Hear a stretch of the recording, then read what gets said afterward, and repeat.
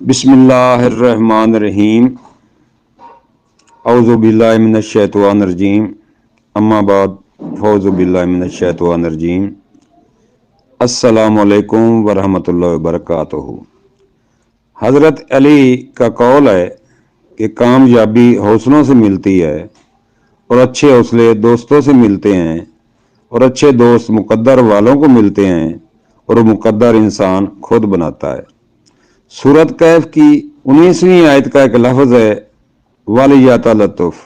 ये थोड़ा बड़ा करके लिखा होता है क्योंकि यहाँ कुरान पाक का दरमियान आ जाता है।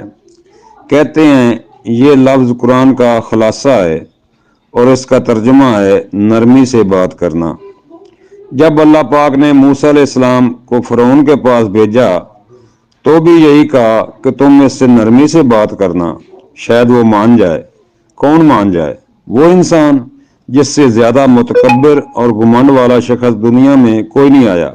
जिंदगी कितनी बदल जाए अगर हम इस बात को मान जाएं। नरमी से बात करने का मतलब बेवकूफ़ी या कमजोरी नहीं बल्कि आजिज़ी और आला ज़र्फ़ी है। अल्लाह पाक आसानी हासिल और तकसीम करने का शरफ बख्शे। आमीन सुम्मा आमीन। दोस्तों, एक मिशन बना लें कि जो सीखा है देकर जाना है आने वाली नस्ल के लिए और इंसानियत के लिए। अल्लाह सबको खुश रखे।